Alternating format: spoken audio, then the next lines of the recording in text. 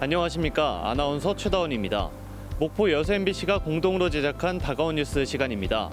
이번 주에는 8세기 고대 산성의 비밀 관련 소식과 갯바위 생태휴식재 확대 등의 소식을 준비했습니다. 함께 보시죠.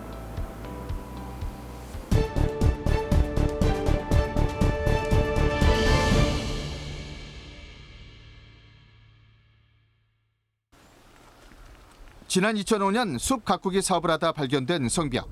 다듬은 돌을 쌓아 올린 성벽이 온전한 상태로 발견됐습니다. 봉대산 정상 능선을 따라 쌓은 성벽 길이가 430m. 비교적 작은 산성이지만 방어시설인 치성도 같이 발견됐습니다. 지금까지 두 차례 시골 조사를 통해 8세기 통일 신라시대 때 축조된 것으로 밝혀졌습니다. 기록이나 구전에도 없었던 산성이어서 당시 학계에 큰 관심을 끌었습니다.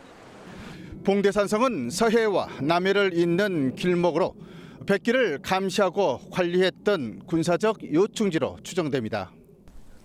무안군은 올해 3차 시골 조사에 나섭니다. 주로 성 안의 건물터와 매장 유물 등을 확인해 봉대산성의 정체를 밝히는 데 주력할 예정입니다. 그 시골 조사를 바탕으로 저희가 향후에 그 정밀 발굴 조사를 단연간 실시할 예정이 있습니다. 무안에서는 유일한 석성으로 무안군은 발굴 조사와 함께 복원 사업도 추진한다는 방침입니다. 발굴하지 못해서 지금까지 미뤄왔는데 이제라도 발굴된다고 그러니까 대단히 의미가 있고 기대가 되기도 하고 그렇습니다. 1200여 년 만에 세상 밖에 드러난 봉대산성.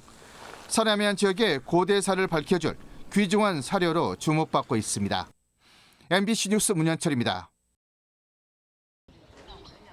해남군 문내면의 한 마을 회관이 공부방으로 변했습니다. 한글 교육을 받고 있는 어르신들의 평균 연령은 70세. 국가평생학습기관에서 만든 교재를 이용해 읽고 쓰는 법을 배우고 있습니다. 성경도 보고 찬송가도 하고 읽기도 하고 재미져요. 올해 해남군이 개설한 성인 문해교육 참여자는 151명. 마을 회관 등 학습관과 면사무소 등 48곳에 마련된 교실에서 한글을 깨치고 있습니다. 움직임이 불편한 어르신들은 교사가 가정을 방문하는 방식으로 한글을 교육합니다. 자신감도 붙고요. 그리고 면사무소에 가서 이름을 자기가 쓸 수 있다는 것에 너무 기쁘다고 그러시더라고요.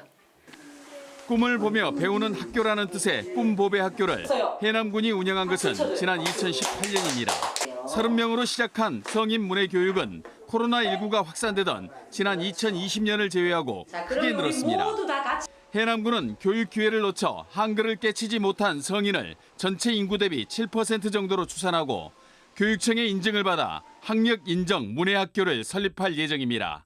학력 인정에 대한 초등학교 졸업에 대한 그런 좀 확장된 욕심을 좀 더 가지고 계셔서 저희 군에서도 3년 과정인 초등학력 인정 문해학교가 개설되면 단순한 문자 교육에서 벗어나 제2의 교육 기회를 제공하는 교육 안전망으로 작용할 것으로 전망됩니다. MBC 뉴스 신광하입니다. 여수항은 일제강점기였던 지난 1923년 세관 지정항으로 지정되면서 사실상 무역항으로서 기능과 역할을 해왔습니다. 지역사회 내에서는 여수항의 개항 시점을 두고 일제강점기 암울했던 역사 속에 기준점을 두지 말고 대통령령으로 개항을 선포한 1951년으로 봐야 한다는 주장도 존재합니다. 하지만 이제 개항 시점에 대한 지역 내 소모적 논란보다는 올해 여수항 100주년을 여수항의 과거 역사를 반추해 미래 100년 청사진을 그려가는 새로운 시작점으로 삼자는 의견도 설득력을 얻고 있습니다. 이미 여수항은 무역항에서 해상관광 거점항으로 그 기능이 급격히 변화하면서 새로운 동기부여가 절실히 필요한 시기이기 때문입니다. 예전에는 물류 중심이었다 그러면 지금 우리 여수의 신북항이나 신항 쪽은 앞으로 관광객들을 들고 날게 할 수 있는 그런 관광의 개념으로 많이 바뀔 것으로 그렇게 알고 있고 앞으로 그렇게 그 박람회장 쪽을 만들어 가야 될 것으로 보고 여수시는 다음 달 1일 여수항 개항 100주년 기념식을 개최할 계획입니다. 이 자리에서는 여수항의 새로운 미래 100년의 밑그림이 제시됩니다. 여수 박람회장을 중심으로 해양레저 스포츠 콘텐츠를 확장하고 해상교통의 중심지로 육성해가기 위한 청사진이 처음 공개됩니다.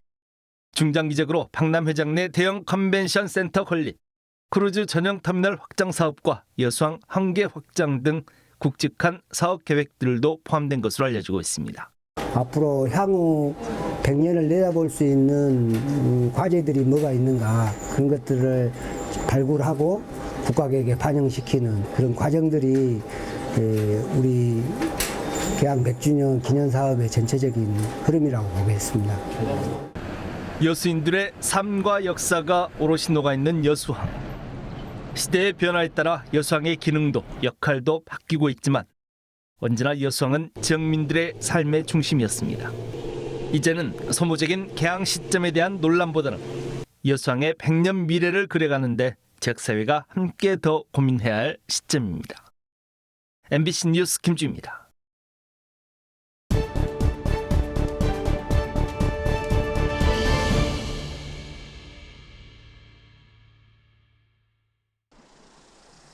광양 망덕산과 배알도를 잇는 공중 하강 체험 시설, 일명 짚라인 공사 현장입니다. 공사를 맡은 업체가 입찰 과정에서 실적 증명서를 위조한 사실 등이 드러난 건 지난 2021년 12월. 수사와 재판 등으로 인해 업체와의 계약 해지가 지연되면서 새로운 업체를 찾는 작업도 진행되지 못했습니다. 이 때문에 공사 중단 사태가 1년 넘게 이어져 오다 우여곡절 끝에 해당 업체와의 계약 관계가 종료됐고 공사비 회수 등의 후속 절차도 최근 모두 마무리됐습니다. 14억 5,300만 원에 대해서 회수 조치를 완료를 했습니다. 그 입찰 참가 자격 제한에 대한 제재를 지금 광양시는 새로운 업체가 선정되면 올해 말까지 짚라인 공사를 마치고 내년 초부터는 운영에 들어갈 수 있을 것으로 전망하고 있습니다. 관건은 적절한 업체를 구할 수 있느냐입니다. 출발 때와 도착 때의 높이와 구조가 기존 업체의 공법에 맞게 시공돼 있어 선뜻 후속 공사를 맡겠다고 나설 새로운 사업자가 있을지 장담할 수 없기 때문입니다. 필요한 경우에는 기존 구조물을 보강해야 하는데 시간과 돈이 더 들어간다는 게 문제입니다. 현재 지금 국내에 이 사업을 할 수 있는 업체가 몇 군데 없는 걸로 알고 있습니다. 4월 중에 어차피 자은 공모를 통해서 이제 공고가 나가게 되면은 이제 현장 설명회도 할 거고요. 광양시는 조만간 공법 선정위원회를 열어 짚라인에 적용할 공사 방법 등을 검토한 뒤 곧바로 업체 선정을 위한 공모 절차에 들어갈 계획입니다. MBC 뉴스 문형철입니다. 목포시 만호동 일대 1897 계항 문화거리. 양방향 차량 통행이 이루어지던 도로의 차선을 지우고 한 개 일방 통행 차로만 남겨놨습니다. 앞서 인근 2개 노선 800m 구간을 일방 통행으로 바꾼 데 이어 마지막 남은 750m 구간에서 공사를 진행 중입니다. 일방 통행은 지금은 좀 불편해도 적응되면 저는 괜찮을 것 같아요. 목포시가 계항 문화거리 길 정비에 나선 건 지난 2020년부터 68억 원을 투입해 마친 전기통신 지중화 사업을 비롯해 가로등과 표지판, 신호등 공사 등 모두 92억 원을 썼습니다. 관광객 등 보행자들에게 친화적인 여건을 갖추기 위한 건데 일부 주민들이 반대하며 진통을 겪기도 했습니다. 주차장을 먼저 해놓고 확보를 해놓고 여기 일반 통을 하셔야지. 근데 영업 죽어본다는 결론이지. 누가 쫙 차 대놓고 여기까지 하고 식사하고 거기까지 가시려고 하겠어요. 목포시는 일방 통행로 조성 이후 발생될 주민들의 생활 문제들은 주차장 설치 등 추가적인 보완책으로 풀어야 한다는 입장입니다. 특히 관광객과 목포 시민들이 일방 통행을 지지하고 있는 만큼 일단 보행자 중심의 관광지로 바꿔놓고 추이를 지켜보자는 겁니다. 상인들께서 갖다 반대하는 이유는 공감을 합니다만 미래 또 앞으로 갖다가 그 보행자 우선 도시 그다음에 그 지역 경제 그 활성화 차원에서 필요하다고 생각합니다. 목포시는 계항 문화거리 일방 통행이 안정화된 뒤 불법 주정차 단속을 실시해 명실상부한 걷는 관광지로 갖고 갈 계획입니다. MBC 뉴스 양현승입니다. 다도의 해상 국립공원으로 지정된 여수 거문도입니다.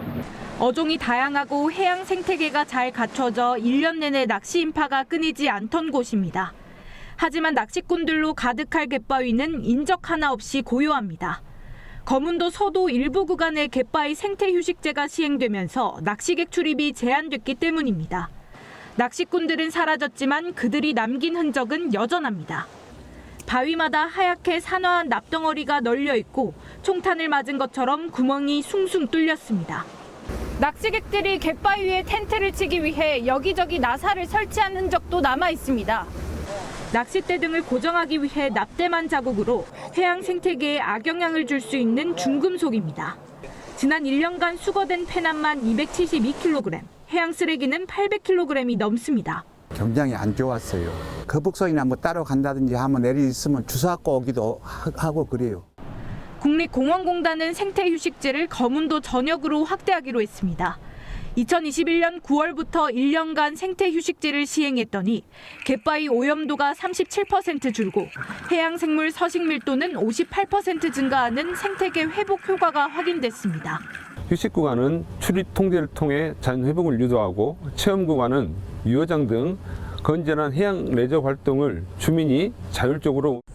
생태휴식제가 시행되는 갯바위를 출입하면 최대 50만 원의 과태료가 부과됩니다. MBC 뉴스 김담입니다.